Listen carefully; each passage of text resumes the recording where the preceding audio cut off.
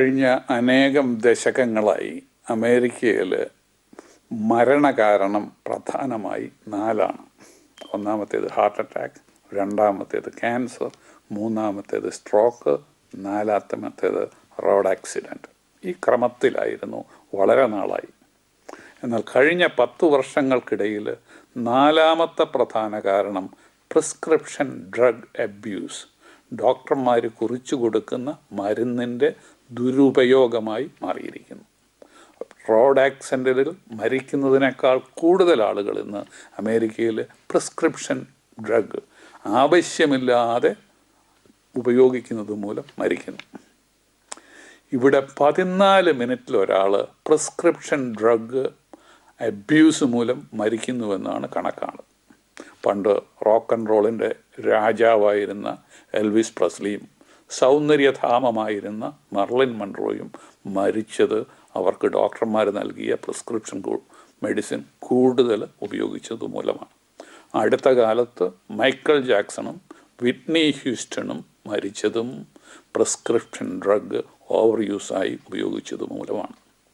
ഇന്ന് എല്ലാ hospital emergency റൂമുകളിലും drug abuse, prescription drug abuse മൂലമുള്ള മരണങ്ങൾ സർവ്വസാധാരണമായിരിക്കും.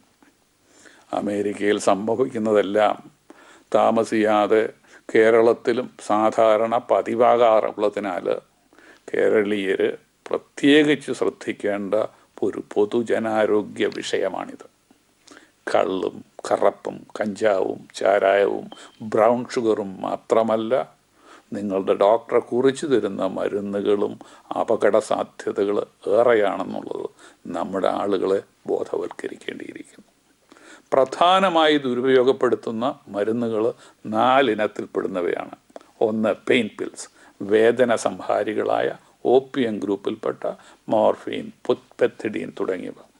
പ്രധാനമായി ആശുപത്രികളിലാണിത് നൽകപ്പെടുന്നതിനാൽ ഇതിൻ്റെ ദുരുപയോഗവും ഏറ്റവും കൂടുതലായി കാണുന്നത് ഡോക്ടർമാരിലാണ്.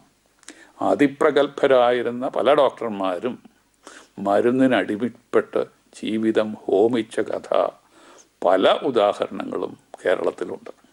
എന്നാൽ കോഡീൻ കലർന്ന വേദന സംഹാരികൾ, അതുപോലെ തന്നെ ചുമയ്ക്ക് ഉപയോഗിക്കുന്ന കൊഡീൻ കലർന്ന കഫ് മെഡിസിന് ഇതും ജനങ്ങൾ ദുരുപയോഗപ്പെടുത്തുന്നുണ്ട്.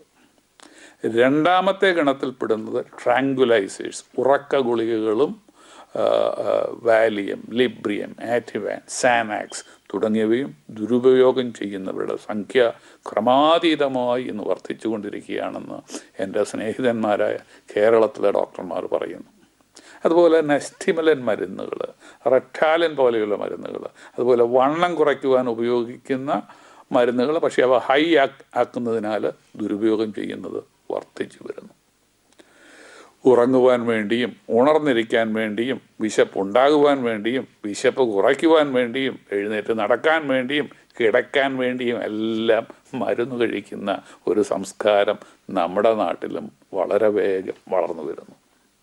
മദ്യപാനം നമ്മുടെ സാംസ്കാരിക പശ്ചാത്തലം മൂലം സ്ത്രീകളുടെ ഇടയിൽ കുറവാണ്. എന്നാൽ പ്രിസ്ക്രിപ്ഷൻ ഡ്രഗ് അബ്യൂസ് പുരുഷന്മാരിൽ എന്ന പോലെ തന്നെ സ്ത്രീകളിലും വ്യാപിച്ചുകൊണ്ടിരിക്കുന്നു.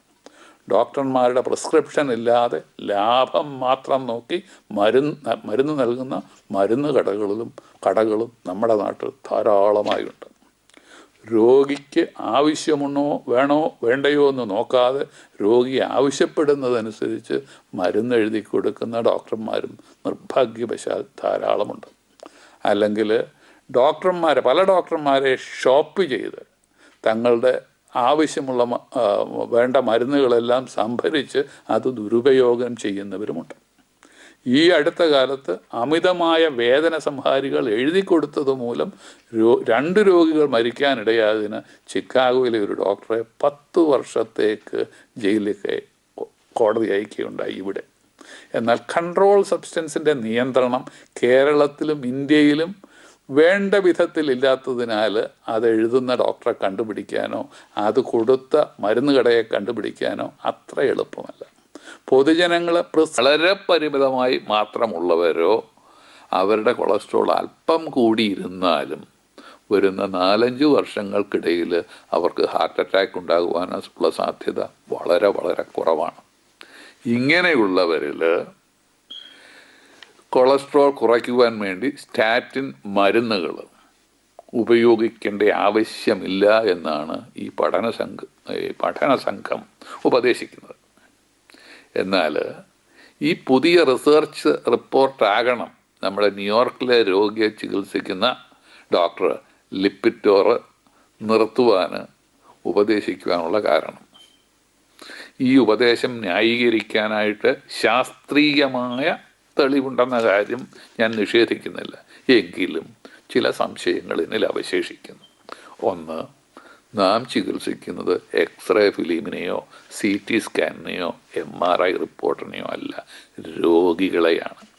രോഗികളിൽ കൊളസ്ട്രോൾ കൂടുതലാണ്, ഹാർട്ട് അറ്റാക്ക് ഉണ്ടാകുവാനുള്ള റിസ്ക് ഫാക്ടർ കൂടുതലുണ്ടെങ്കിൽ അത് ചികിത്സിക്കപ്പെടുക തന്നെ ചെയ്യണം. ചികിത്സ എത്രമാത്രം ഫലപ്രദമാണെന്നറിയാൻ വേണമെങ്കിൽ ഒരു കൊറോണറി CT സ്കാന് 4-5 വർഷം കൂടുമ്പോൾ ഉപയോഗിക്കാം. 54 വയസ്സുള്ള നമ്മുടെ രോഗിക്ക് വരുന്ന 5 വർഷത്തേക്ക് ഹാർട്ട് അറ്റാക്ക് ഉണ്ടാകുകയില്ല എന്ന് കരുതി മാനസികമായി സ്വസ്ഥത അനുഭവപ്പെടുന്നതിൽ അർത്ഥമൊന്നും വരുന്നില്ല. വരുന്ന 30 വർഷത്തേക്ക് ഇയാൾക്ക് ഹാർട്ട് അറ്റാക്ക് ഉണ്ടാകാതിരിക്കുവാനുള്ള പരിരക്ഷാ നടപടികളാണ് രോഗിയും ഡോക്ടറും സ്വീകരിക്കേണ്ടത്. അതിന് സ്റ്റാറ്റിൻ മരുന്നുകൾ ആവശ്യമെങ്കിൽ അത് ഉപയോഗിക്കുക തന്നെ വേണം.